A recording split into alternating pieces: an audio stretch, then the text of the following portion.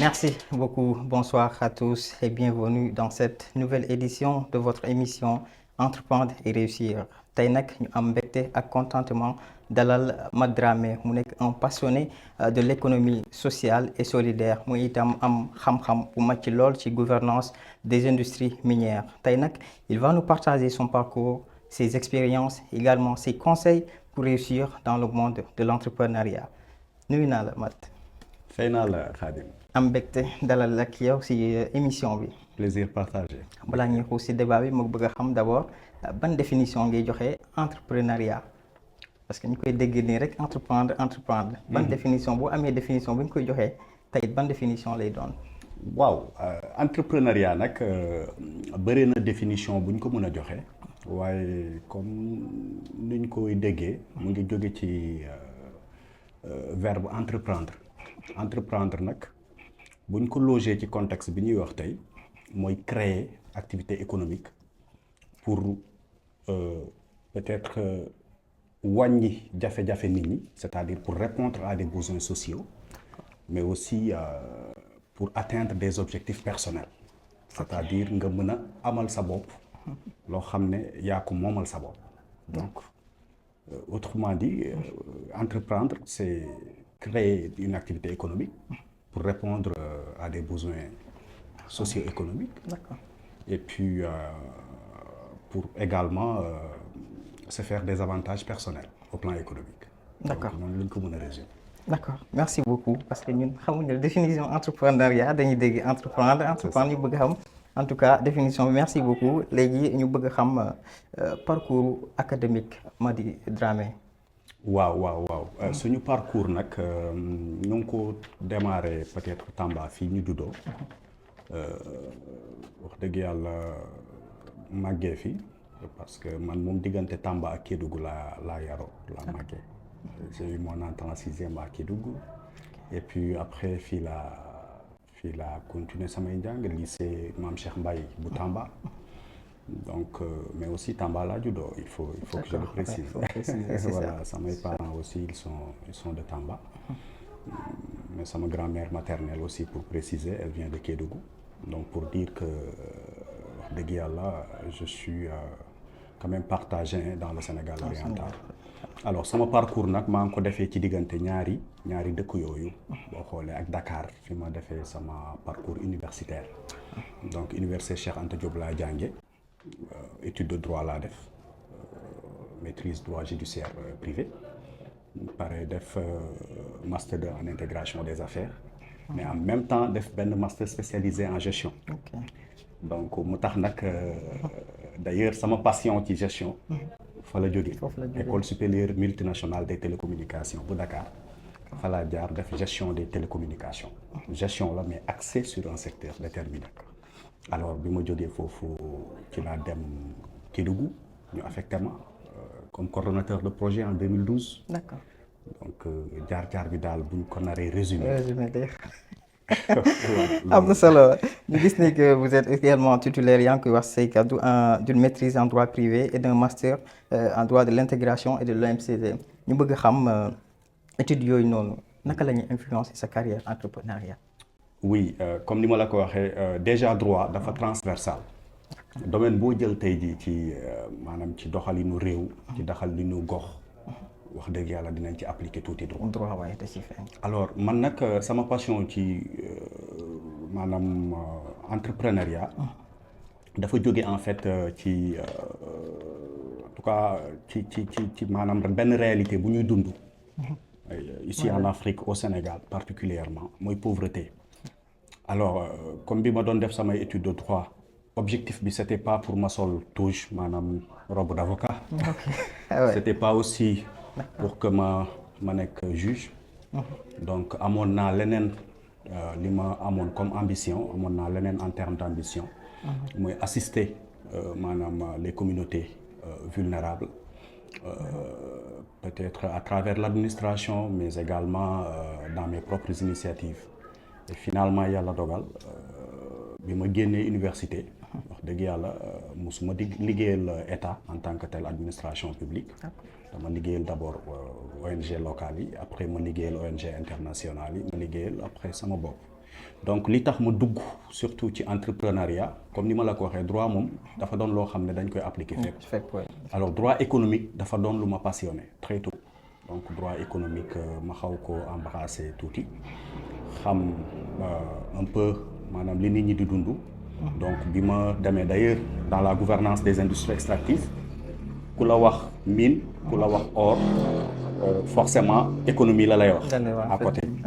Voilà donc déjà sama parcours maanaam ci domaine boobu mu tax ma am inspiration peut-être am également ay idéaux yoo xam ne vraiment jëlee naa ko ci ñi ma jàngal liggéey au départ donc mu waral franchement ma dugg ci entrepreneuriat et puis finalement mu doon vocation parce que dama ko xaw a jàng tuuti mais également ma appliqué ko dans le cadre des formations maanaam après dama doon formateur carrément parce que business coach la pour USAID defoon naa ko def nekk conseiller en développement d'affaires pour le CECI le centre d'études et de coopération internationale du Canada donc mu duggal ma daal vraiment ci domaine bi carrément donc man mii sama bopp ma dem ba di ko appliquer. xam naa lu yombul woon de parce que mbirum entrepreneuriat moom beneen affaire la. waaw xam nga entrepreneuriat nag mënut yomb.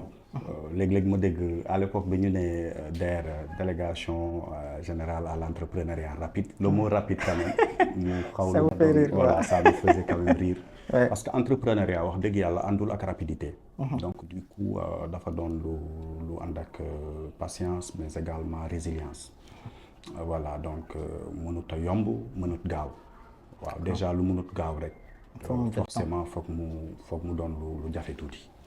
Donc lu tax mënul rapide il faut mu jël temps. oui mënul rapide parce que ay phase la cycle la. dafa mel ni xale bu juddoo tey. donc du juddu rek ndox. effectivement. voilà forcément dina dee après. donc entrepreneuriat également noonu la. donc dafay am déjà yow bala nga am doom di nga am projet de mariage ak nit. donc loolu c'est la phase d'idéation. maanaam il faut nga xalaat d'abord projet bi mu dugg ci maturation bi nga ñoral ko.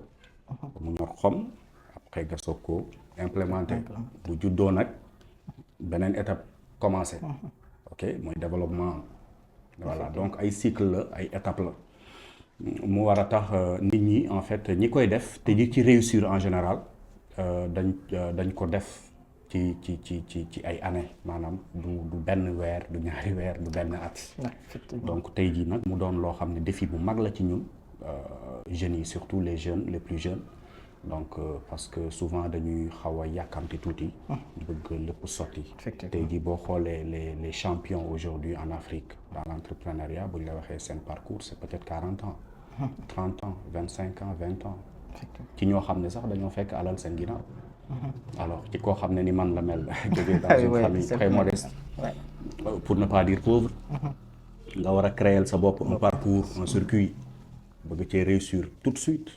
C'est compliqué. Alors, ça peut être compliqué quoi. Voilà.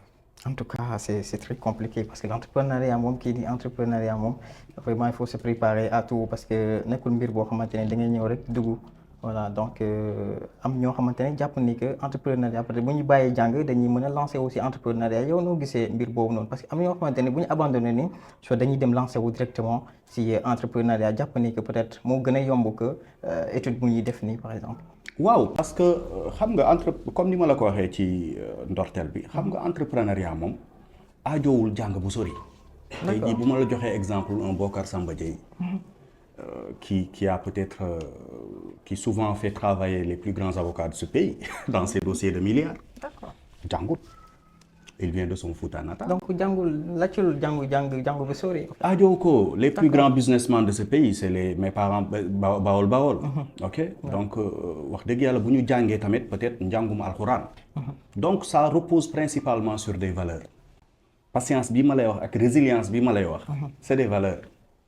c'est des valeurs donc entrepreneuriat aajowul njàng bu sori dafa aajo ci bëgg d'abord une passion profonde de la réussite mais également des objectifs précis et une résilience quand même dans les différents chantiers voilà donc aajowul njàng bu sori. D'accord. ñu gis ni que nga nekk coordinateur du projet de l'ONG La Lumière en 2012 nga nekk également depuis loolu ngay évoluer aussi rôle yu bëri comme conseiller de développement des affaires et business coach compétence yooyu nga développé noonu ci année yu bëri compétence yooyu noonu lan lañ lay njëriñal ci mbirum li ngay yëngu ni par exemple. waaw en fait yooyu yëpp c'est des parcours ay parcours yi nga xam ne da lay forcément doté de compétences parce que da ngay jàng tout le temps tu es avec d'autres personnes avec un environnement qui te force un peu l'élévation parce que forcément niveau bi il faut nga adapté wu ci contexte bi ci environnement bi donc forcément il y a eu des compétences que nous avons acquises dans le temps alors mu dem ci gestion de groupe par exemple planification opérationnelle et stratégique management de projet, etc. Mais également conception de projet, business en tant que tel. Donc, c'est des choses que après, forcément, dingo jang. Donc, jang ko, maîtriser ko, parce que moi, après, dans mon je suis après devenu consultant, formateur. Donc, pour pas mal de projets, même ADP, depuis 2015. Bokk naa ci ñi ko njëkk a nekkal consultant di former pour des organisations publiques de former également pour des institutions, voilà, j'allais dire publiques, mais aussi des organisations socio-professionnelles. Donc, dama ko appliqué à la base avec les OCB, mais également ma jàngale ko, ma formé ci, accompagné ci. Donc, du coup, après, application bi day doon lu yomb, naturellement, parce que sama temps finalement permettre ma mën a liggéeyal institution yi ma doon liggéeyee. Parce que liggéey naa Positive Planet International comme expert en entrepreneuriat xëy na du voilà liggéey naa USAID wax naa leen CECI ak yeneen structure mais après il fallait que ma déconnecté wu tuuti pour mën a nekkal sama bopp won jeunes yi may former tout le temps won leen ni que c'est possible. C'est possible. Donc ci laa lancé les premières initiatives et dans l'économie sociale et solidaire comme tu l'as dit. Voilà et même aussi dans l'entrepreneuriat ma yor samay wax dëgg yàlla samay unité yu ndaw ak samay loolu sax lañ bëgg a ñëw lu tax ci domaine économie sociale et solidaire nga bëgg a attiré wu nga bëgg en fait miser wu lan moo nekk choix boobu noonu passion la ci yow wala nu mu demee. waaw passion la parce que man j'ai été un militant quand même très tôt parce que damay xaw a def tuuti digression j'étais le président déjà au lycée Mame Cheikh Mbaye maa nekkoon président foyer temps yooyu léegi gouvernement scolaire la ñu c'était le foyer maa nekkoon le président du foyer socio-éducatif du lycée jóge fa dem université rek nekk président encore de l'amicale des étudiants de la région temps yooyu mu nekk wax dëgg yàlla association bu xaw a rëb bu xaw a xat bu métti donc j'ai été très tôt je fus très tôt militant quand même de la cause sociale voilà fu ma dem fu ne loolu bokk na ci li may tardel peut-être voilà très tôt j'ai embrassé ça et donc forcément l'assistanat a été pour moi un credo donc ma ne nit ñi il faut que ma jàppale leen donte yoruma mais ci xam-xam bu ndaw bi ma nguur gi peut-être may donc war na ma permettre ma agir ma def li ma mën ma part de contribution au développement du pays parce que très tôt génn naa réew mi loolu tamit passage kii bu ndaw la il faut que ma def ko dégression bu xaw am solo la parce que surtout ça s'inscrit dans le contexte actuel maa ngi romb tey buntu tribunal régional gis fa ay xale yu bare bëgg a tukki d'accord ça me rappelle en 2012 je n'avais pas un salaire de 200 000 sama salaire xëy na mu ngi ci loolu diggante boobu année laa génn réew mi dem Canada dem France jaaree fa après dem Canada pour une mission. D'accord. te temps yooyu aw ma benn garantie pour des ci réew mi fii. aw ma benn dara lu ma garantie ni que mën naa fi réussir. dem foofu pour juste une mission ma amoon possibilité toog fa. donc ma pare sama mission. ñu laaj ma ndax da nga bëgg a toog da ngeen bëgg a toog leen. bu dee da ngeen bëgg a ñibbi ñëw leen ñu àndaat dem. ma ne leen man damay ñibbi. parce que j'ai le sentiment profond que réussir chez soi c'est encore possible. C'est possible. te dama gëm ni yëf yi Afrique lay mujj. donc d'ailleurs bi ma ñibbisee rek ci laa créé benn association bu tudd Fidèle Afrique la force d'interconnexion pour le développement local en Afrique parce que j'avais vraiment le sentiment quand même que c'est possible de rester. bi ma ñëwee su may morom yu bëri na ma mais yow lu la dal ndax da nga wérut la marabouté nit tout ça. dina mën a dem ba Canada dellu si waat Ouais. ma ne leen waaw lu mën a nekk Parce que c'est pas quelque chose de facile quoi. non yombul. yombut day fekk ni d'abord moom moo tax ma ne la objectif précis entrepreneuriat daf koy laaj dafa laaj patience mais aussi des objectifs précis et très clairs dans la tête D'accord. waaw loolu bokk na souvent ci li may wëyal xale yi donc en ce moment j'ai craché entre guillemets sur cette possibilité de rester au Canada. Aujourd'hui j'ai la possibilité de me déplacer comme je veux et partout où je veux sans même un visa. Inch'Allah. Je le dis. Ça, donc c'est pour c'est inspirer, c'est pour dire aux jeunes que non, c'est pas forcément là-bas que vous allez réussir. Vous pouvez vous créer votre voie ici et la réussir. C'est un chantier difficile, c'est des défis sérieux, mais vous avez un monde pour vous accompagner. Tey jii vraiment am ngeen fii entourage boo xam ne mën nañ leen accompagner ci défi boobu nga xam ne c'est un défi complexe, mais nous pouvons vous aider à simplifier le parcours. C'est possible. jàpp nga ni que Afrique lépp fii lay mujj. lépp fii lay mujj loolu mooy sama gëm-gëm. C'est mon enfin nu ñuy waxee c'est ma conviction ultime. Effectivement. Ouais. Donc ci économie sociale boobu ak solidaire noo gisee Sénégal dans l'avenir dans ce secteur. waaw Sénégal mu ngi ci trajectoire bu baax. bu baax parce que donte ñu ngi commencé di perdre patience. Avec le nouveau régime. Surtout. Ouais. Je vois les gens quand même, oui, c'est normal parce qu'on veut bien. Il y a la volonté qui l'explique d'une part. Mais il faut que nous sachions li change réew. Du loo xam ne dafay gaaw. Déedéet. Fu mu ne nii c'est un changement. C'est-à-dire c'est un changement dans plusieurs secteurs, mais également de paradigme, de façon de faire, de façon de voir. C'est des changements profonds, ok, que les Sénégalais attendent. Et cela ne peut se faire qu'après un diagnostic quand même profond aussi. Gis nga feebar ni mu gën a méttee ci yaram noonu la médecin bi également di mën a jëlee temps pour faj ko pour saafara ko. Donc il faut une analyse profonde des causes d'abord qui sont profondes pour avoir des solutions profondes ou propres. Donc nit ñi il faut que ñu xam loolu tamit. Donc may ñaan également nit ñi ñu xam ni que les gens le Sénégal est sur la bonne voie. Déjà que c'est d'abord des changements de pratique qui étaient demandés. Et wax dëgg yàlla dans la pratique lu ci bare mu ngi changé tey mënoo seet si directeur général mu yëkkati enveloppe 100 000 may la parce que yoru ko. Donc ministre également mënoo ko seet si mu yëkkati ay 2 millions gën ngeen dëgg fu ñuy tuddee ay ministre muy andi di donc c'est un changement de pratique donc de paradigme qui arrive et forcément avec des résultats qui suivront.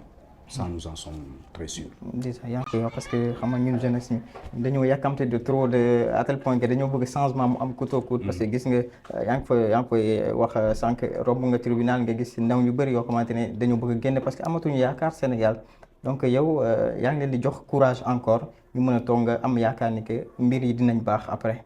Effectivement pour jeunes yi may waxtaanal souvent. léeg-léeg sama bureau fii mu am ñu ma seet si. waxtaan ak ñoom. barki démb ci mujj un ami un frère un ami de longue date mu seet si ma moom ci njaayum gerte bi la nekk ak yooyu. il est dans l'entrepreneuriat mais voilà il est venu avec ses soucis ses inquiétudes mais je l'ai rassuré en sortant. donc loolu mooy ñun suñu tey jii suñu rôle. il faut que ñu xamal leen ni que changement bi c'est pas avec un coup d'épée ou c'est pas le changement ne peut pas être brusque et total. Il peut pas être brusque et total. C'est vraiment un cheminement, c'est un processus forcément qu'il faudrait déclencher et avec des résultats qui suivront mais dans le temps.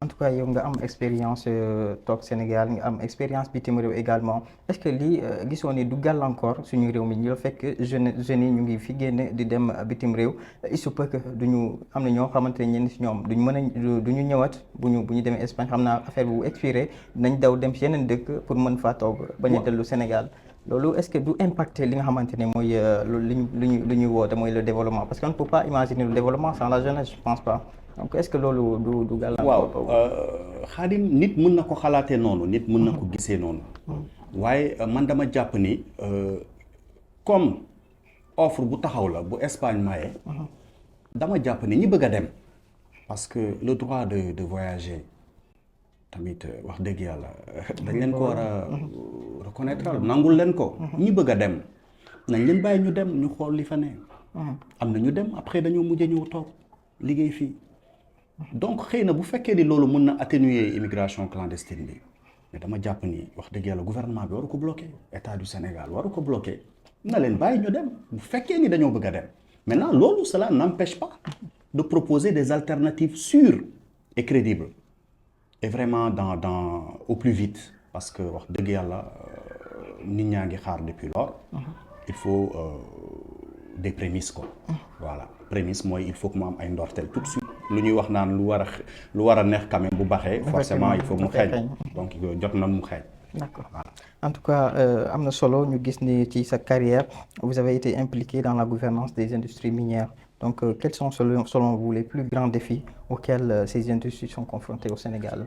Oui, les plus grands défis, c'est d'abord l'attente des communautés impactées par cette exploitation.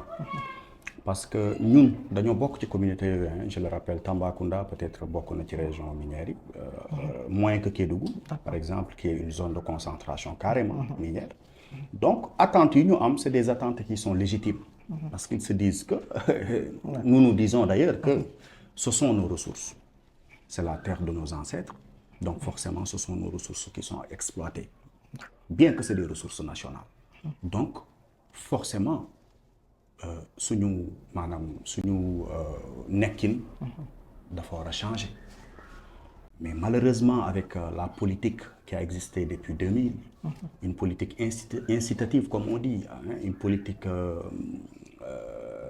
vraiment qui facilitait aux investisseurs l'accès à ces ressources nationales au point de ne pas mettre trop l'accent sur les implications ou incidences au niveau communautaire. Cela fait que wax dëgg yàlla loolu tax na population yi gañewuñu ci lañ ci war a gagné donc mu waral attente yu bare yooyu finalement entreprise bi li muy wax mooy que ni légalement man je suis pas tenu de faire pour vous parce que man je suis pas ñëwuma fi pour maye dama ñëw pour def business donc ñu mën ko nangul moom it légalement voilà donc c'est une question de légitimité et d'autre part de légalité pour les opérateurs, pour les industriels. Alors l'État est là pour arbitrer. Donc ce que l'on appelle alors des défis, mais aussi des enjeux énormes. Donc nous, dugg nañ ci très tôt, très jeune, maintenant à 27 ans, j'étais coordinateur de projet dans cette industrie extractive qui, en fait, avec beaucoup de problèmes, des problèmes sociaux à analyser et des solutions quand même propres, des alternatives sûres à proposer aux communautés riveraines. Donc mu doon loo xam ne ça nous a amené vraiment à y travailler. Aujourd'hui par exemple je suis en train de travailler avec mes frères maliens dans le cadre du groupe de recherche et d'action pour le développement minier responsable que nous avons créé en 2019. Une organisation aujourd'hui communautaire qui va contribuer un peu à élever un peu le niveau du débat sur les questions. Donc loolu mu bokk ci benn ci initiative yoo xam ne bokk naa ci ma nekk d'ailleurs ki ko njëkk a engagé donc récemment maa ngi jóge Mali di ci waxtaan ak ñoom xam naa bientôt Kéniéba dinañ fa dem defi lancement bu mag donc pour dire que c'est des défis et aujourd'hui nous sommes engagés à accompagner le gouvernement du Sénégal pour réussir parce que nous avons la ferme conviction qu'ils veulent quand même travailler. Comment une gestion responsable que vous proposez afin de résoudre ces défis? Tout à fait, une gestion surtout responsable, citoyenne. Ok. Voilà, donc c'est ce que nous demandons. Ouais. Donc ñu bëgg tamit nga wax ñu tuuti sa rôle ci programme UNITERA également ak d'autres initiatives de développement xamante ne jot nga fa jaar. waaw programme Unitera mooy bi ma nekkee woon CECI le centre d'études et de coopération internationale du CECI ay canadiens ñoo ko moom donc foofu li ma fa gën a jàng nag mooy accompagnement groupement de famille lu bëri dañ may gis ak ay jigéen et cetera donc l'autonomisation économique des femmes surtout loolu laa fa jàng c'est là où j'ai été peut-être conseiller en développement d'affaires donc ñoo ma ko kii woon à Kédougou j'ai travaillé pour pas mal d'organisations là-bas mais surtout le réseau des femmes pour le développement de Kédougou pour lequel quand même j'ai beaucoup travaillé et d'autres structures quand même donc Unitera loolu la woon Unitera développement économique lay def programme boo xam ne Canada moo ko fi andi donc CECI di ko développé donc mu nekk Unitera 1 2 3 donc loolu yëpp ñu wax dëgg yàlla mayoon ñu liggéey ci pendant au moins 5 ans. D'accord. 4 ans voire 5 ans quand même. Nous avons travaillé dans ce programme. En tout cas ñu bëgg xam également naka la organisation internationale yooyu noonu mën a apporter wala mën a soutenir li nga xamante ne mooy les entrepreneurs locaux. waaw organisation internationale yi ñoo ngi def li ñu mën mais xam nga ñoom li ñu mën mooy aligné wu ci politique de développement sectoriel yi suñu gouvernement yi di jël donc ñoom dañuy aligné wu du coup ils viennent pas de manière fortuite dugg ci réew wala non état moo leen di wax ne lii mooy sama priorité ñu ñëw ne la mën nañ la ci gunge d'accord nga ne leen ci anam bii la mën a appliqué wu ñu ne la waaw ñu dem ay donc du coup développement international noonu la bindoo dafay tegu ci kaw ay convention dafay tegu ci kaw ay charte ay loi yoo xam ne ñoom dañ koy gis ñu bokk ko ay normes communautaires et cetera donc mu am ay programme yu juddoo juste pour dëggal bëgg-bëgg boobu ñu am diggante ay état diggante ay ay continent donc loolu mooy développement international donc partenaires yooyu wax dëgg yàlla ñoo ngi def li ñu mën pour apporter vraiment une plus-value dans le développement économique et social de nos communautés. Ok, ñu gis ni que nga nekk fondateur Gradmir, également vous travaillez activement à la gestion responsable de ces ressources naturelles. Quels sont les projets que vous avez lancés dans ce cadre et quel impact ont-ils eu sur les communautés locales? Justement bi ñu lancé initiative Gradmir 2019 lu ñu njëkk a def mooy benn genre diagnostic participatif. Je salue le professeur Bakary Doucouré avec lequel j'ai fait ce travail dans la région de Kédougou. Donc bi ñu demee ci diagnostic boobu li ci gën a feeñ mooy frustration bi communauté yi di doon dund diggante bu ngeen xoolee 2019 ba 2020-21 donc gis nañ ni wax dëgg yàlla am na ay conséquences yu bëri yu ñu dund ci maanaam lu jóge ko ci gestion maanaam secteur extractif bi suñuy rakk yu bëri tëj nañ leen ci ñenn ñi jot nañu dee triste oui donc finalement ñu ne à partir de ce diagnostic ñu ne il faut des actions forcément propres pour vraiment endiguer le fléau pour proposer des solutions concrètes pour dépasser ce stade donc ci la sax ISFOM bii ñuy gis ni fa la jóge maanaam ci réflexion boobu la jóge parce que bu ñu nee Gradmir c'est groupe de recherche et d'action donc association la bénévolat la donc maintenant dans l'action il faut créer de la valeur donc ci lañ xalaat ñu ne comme xale yi ñoo ngi leen di tëj parce que tout simplement ils ont demandé à être employés et que n'étant pas qualifiés donc ils n'ont jamais été pris dans ces compagnies qui pourtant exploitent leur sous-sol donc ñu ne ñii il faut que ñu qualifier leen ci anam yoo xamante ni du cher trop ci wax dëgg yàlla ci avec des facilités avec un accompagnement donc initiative yu bëri ci la ñu juddoo d'ailleurs ISFOM bii ngeen gis Institut sénégalais de formation au métier de la mine mu doon résultat wax dëgg yàlla ci suñuy xalaat ci suñuy gestu ñu dem ci ay partenaires tels que la GIZ ñu accepté ñu accompagner ñu dem comme le PNK le parc national du Niokolo-Koba tey nga xam ne moo nekk suñu principal partenaire tey aujourd'hui au moment où je vous parle donc yooyu ay initiative la ay actions yoo xam ne dañ ko développer pour atténuer parce que tey jii bu njëkk ba pour nga gis un jeune opérateur d'engin dans la zone c'était difficile c'est compliqué waaw daanaka pour ne pas dire pratiquement inexistant amuloon conducteur yooyu mag yooyu yëpp fële la ñu jógee mais léegi bi ñu ko defee tey ji société yi leneen lañ nekk di wax est-ce que diplôme yi ngeen am yi est-ce que diplôme yu baax la voilà. moo tax démb sax moo tax ma publier di wan leen di que ñun dañoo am këy diplôme yu baax la effectivement. donc lay yi wax dëgg yàlla ñuy fexe pour que lay yi di gën a wàññeeku lay yi ñuy tegaat di wax ni seen xale yi wala seen xale yi dañoo mënut dañoo xamul ñu wan leen ni que du dëgg xale yi mën nañu xam nañu c'est maintenant une question de volonté c'est une question de volonté à leur niveau une question de courage au niveau de l'État il faudrait qu'on les force ouais il faudrait qu'on les force à faire à suivre l'État dans sa démarche dans sa politique d'accord ci ISFAM boobu noonu ñu gis xale yi jigéen yi xale yi góor ñëpp en tout cas daal di tàggat seen bopp ci lu ñuy dawalee engins lourds yi ak yu mel noonu ñu gis ni que donte jot naa sax interroger yenn si jigéen ñi ba leen laan est-ce que yéen jàppoon leen ni que li liggéeyu góor la wala yu mel noonu nee nañ pourquoi pas on peut le faire parce que lu góor mën rek ñoom jàpp nañ ni que en tout cas jigéen mën na ko def te ñu jàpp ni que Sénégal oriental nekk na zone boo xamante ne daal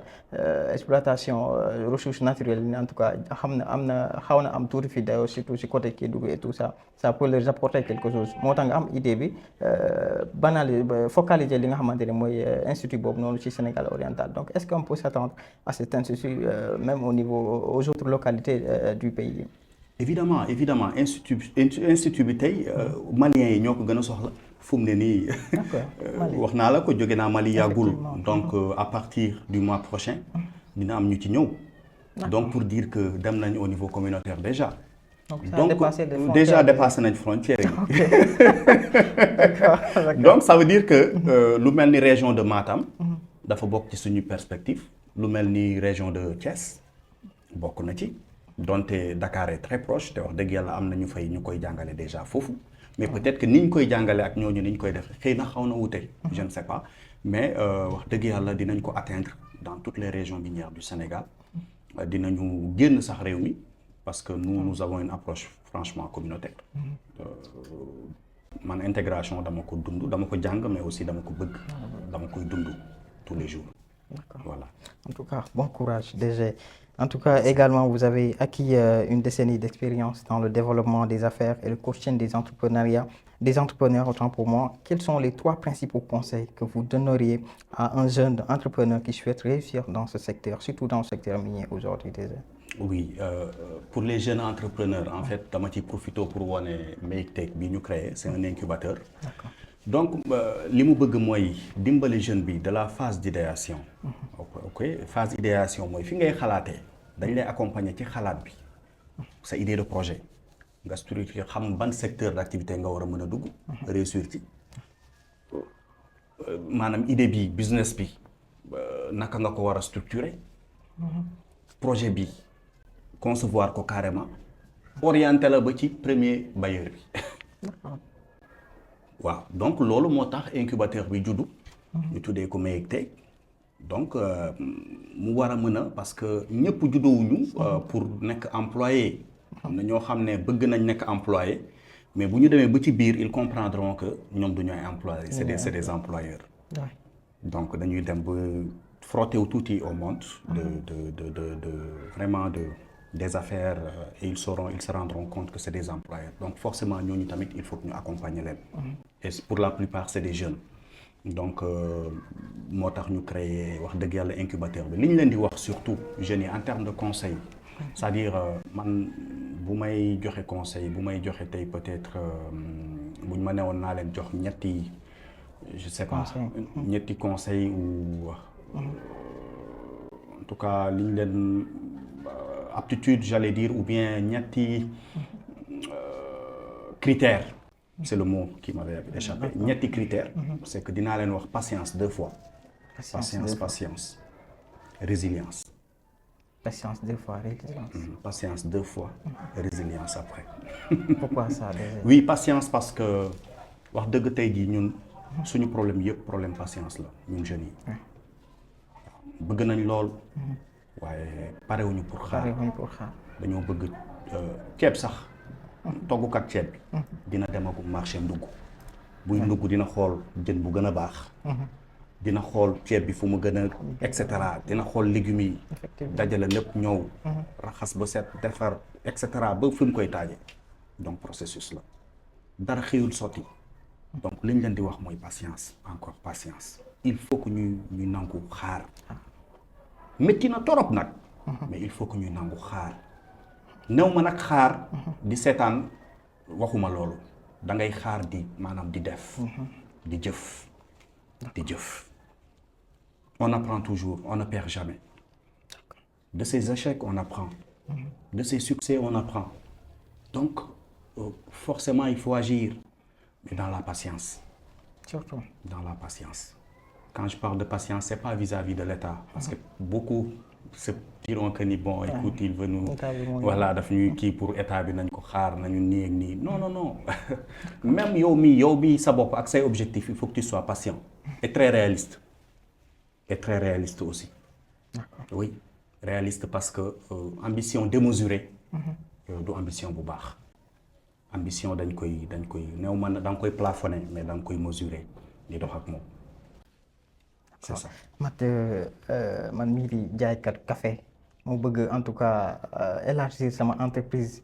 Ça me demande quand même des compétences yoo xamante ne war naa ko jàng balaa ma ci dugg wala yu mel noonu parce que dañoo jàpp ne que jaayam café Touba wala jaayam gerte caaf wala yu mel noonu jarul ngay am expérience da ngay ñëw rek jënd sa sachet yi jënd gerte bi commencé di jaay dafa laaj ay compétences. Justement d'ailleurs ci loolu la ñuy liggéey c'est-à-dire business boo mënta gis. dafa war a am modèle. sa business da nga koy modéliser boo jëlee jaaykat café ton exemple il est intéressant hein? Il est amusant mais intéressant à la fois jaaykat café yi dañ fi bëri. Effectivement. Mais ils font la même chose très souvent. Da ngay ñëw kaasu café 50 francs léeg-léeg ñu ne la 100 francs. Mais ils font la même chose, c'est le même café. Alors, le bon entrepreneur, c'est celui qui essaie de valoriser son offre. Moom la ñuy wax proposition de valeur. En plus du café, qu'est-ce qu'il faut pour que le client, au lieu d'en acheter là-bas, mu bàyyi foofu ñëw ci yow. Bien que këlee ku gën a jege mu koy bàyyi di ko tëb di dem ci yow. Donc loolu mooy proposition de valeur ñun suñu liggéey loolu la jaaykat café boobu bu boobaa dañ koy neex xëy na sax fi mu nekk emplacement boobu xëy na mën na koo améliorer. Donc l'emplacement aussi ça joue. Il est déterminant la position. D'accord. Il est déterminant elle est déterminante j'allais dire dans le business. Loolu benn la ci élément yi la valeur ajoutée café bi man mii nga xam ne damay dem sama bureau est-ce que tu me proposes du café à emporter nga xam ne day am ay couvercle et cetera comme ni muy amee ci yeneen et cetera. Je dis du n'importe quoi peut-être mais c'est de la valeur. Tey nga jaay ma café mu leer ma ni que dama koy teg ci biir oto bi daw ak moom ba bureau ba di ko naan te du sedd. c'est valeur la c'est compliqué ouais. Xëy na boo ko doon jaayee 50 francs man boo ma ko proposé 200 francs dinaa ko jënd. Peut-être yow mën nga yaakaar ni xëy na doo am client mais dina am catégorie de client bi ngay am. Xëy na yow boo jaayee fukki nit ñu koy jëndee 200 francs ça te permet de rattraper à cette personne qui vend à 50 francs et à 50 personnes le jour. Donc loolu mooy modéliser business bi. Donc même concept la ak ki nga xamante ne dafay togg añ dem si chantier yi di ko jaay ak koo xamante ne restaurant la tabax muy toog di ko jaay. su boobaa kii bu ñëwee mën nañ ko jëndee ay plat 1000 francs 2500. parce que dañu daf leen fekk si fekk ok. parce que daf leen fekk si. donc loolu mooy avantage concurrentiel am moom day fekk si. concurrent bi dafa choisir toog ci restaurant xaar nit ñi ñëw mais moom daf leen ne ah vous avez la possibilité de me voir chez vous tous les jours aux heures de repas et vraiment avec du bon jus à côté du thé si vous le voulez et cetera même bu fekkee nii day am lu ndaw lu mu ciy teg mais kooku nekk chantier bi looloo koy gënal buy déplacé wu di dem. te yenn saa yi déjà ñiy jaay si chantier bi sax seen ceeb bi ni muy neexee boo demee restaurant bi noonu lay mel en fait. Donc chers entrepreneurs xam leen ni entre emplacement ça joue beaucoup. Ça joue. Dans votre secteur. Ça joue. Donc ñu wax si li nga xamante ne mooy le développement d'un réseau professionnel parce que entrepreneuriat aussi dafa laajte réseau dafa laajte entourage boo xamante ne ñoom fay nekk di la conseil wala ay mentor pourquoi pas. loolu tamit ñu bëgg nga ñëwaat si loolu. mooy entourage bi d'ailleurs bokk na ci lu ñuy proposer dans notre parcours entrepreneurial. ñun buñ la fi jëlee.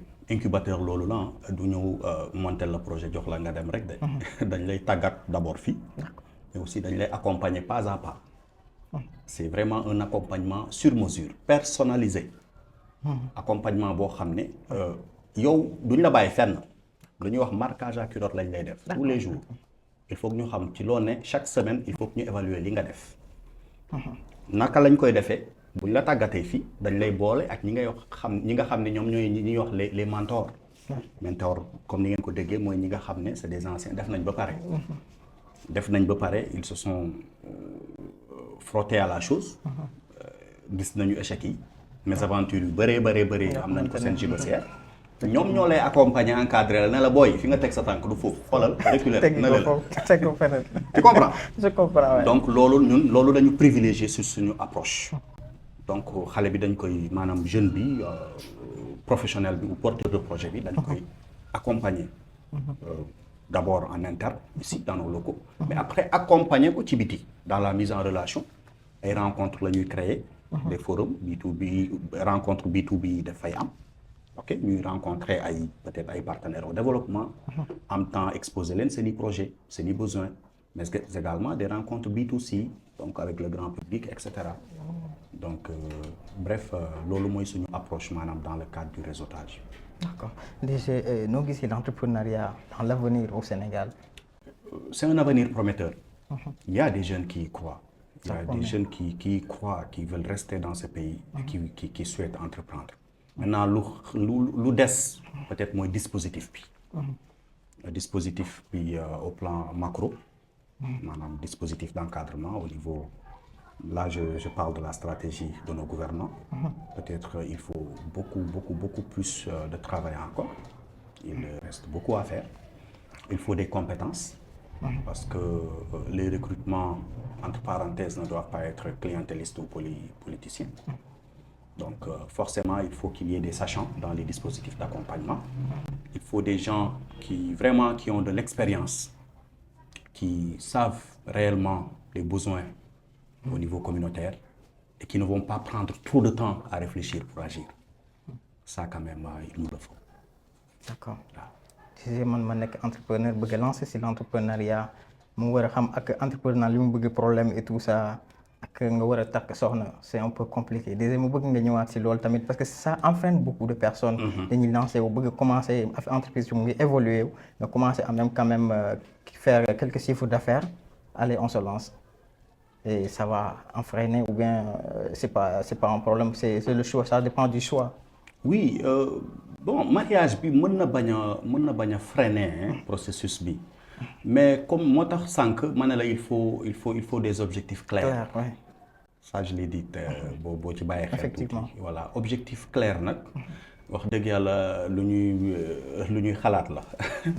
waaw objectif pour mu leer dafa fekk ni xalaat nga ko donc moo tax. Processus maanaam parcours bu ñu teg bi phase d'idéation bi ci loolu peut-être lañ lay jàngal yu bare yi nga xam ne war nga ko éviter war nga cee mën a bañ a engagé wu parce que jàngala aussi jàngala tamit bawol bi peut-être di nga ko ne demul école mais dafa jàng à travers son expérience mu gis ay magam ak ay nijaayam qui sont allés droit au mur. Sont des autodidactes. Oui, parce que tout simplement ils ont fait de mauvais choix. D'accord. Au cours de leur parcours entrepreneurial. Donc loolu njàng la te njàng boobu moo gën a efficace d'ailleurs. Donc c'est dire que mariage mën na bañ a nekk un obstacle tout comme d'autres situations qui peuvent rattraper l'individu, la personne au cours de son parcours entrepreneurial. Mais toujours est-il que yow yaa xam li nga bëgg. Donc forcément yaa war a créer yoon bi pour jot ko. D'accord. Donc loolu c'est fondamental. En tout cas, on tire quand même à la fin de l'émission ñu bàyyi la nga jox ñu un mot d'encouragement à ces jeunes yoo xamante ne ñoo ngi lancé wala ñi bëgg a waaj a lancé wu ci domaine boobu di entrepreneuriat. Oui, d'abord je voudrais vous remercier très sincèrement d'être venu nous voir. bëgg naa leen jaajëfal seen liggéey. nous suivons man tous les matins seen journal dama koy déglu. Merci beaucoup. tey ci suba maa ngi lay déglu yow mbii Khadim. Merci beaucoup. Donc tous les matins quand je vais au boulot ma taalee sama rajo dama leen di déglu donc wax dëgg mu nekk ay analyses yu ngeen di def souvent sur les revues de presse et cetera di leen jaajëfal c'est l'opportunité que vous nous donnez pour vous remercier du travail que vous accomplissez dans l'environnement des médias au niveau local. Li may wax jeunes yi mooy que il faudrait qu'ils sachent qu'ils ne sont plus seuls man tey jii ñëw naa installé waa Tamba donte fii laa dëkk mais xam-xam bi peut-être feneen laa ko doon liggéey. Effectivement. Avec mes propres moyens ñëw naa installé wu ubbil leen samay buntu. Donc te du man rek maa fi ne. Je sais qu'il y a d'autres et d'autres qui sont là. Il faudrait que les jeunes sachent qu'ils ne sont plus seuls dans la quête vraiment de se devenir. Peut-être qu'ils trouvent incertain, mais que nous trouvons très possible. Parce que l'environnement s'y prête aujourd'hui. Il faut peut-être un peu de patience, un peu de réalisme, mais nous y arriverons ensemble. Nous sommes là pour eux et je pense qu'ils peuvent compter sur nous. D'accord. Merci beaucoup, chers téléspectateurs et chers éditeurs. Seen émission la woon entreprendre et réussir. Tey nag ñu am mbégte ak contentement dalal benn kàngam si domaine entrepreneuriat donc ñu ngi leen di remercier bu baax a baax di jaajëfal samay ñaari caméraman Idrissa Bey ak Abdoulaye Mbow di leen joxe rek dig daje ci beneen émission jërë ngeen jëf.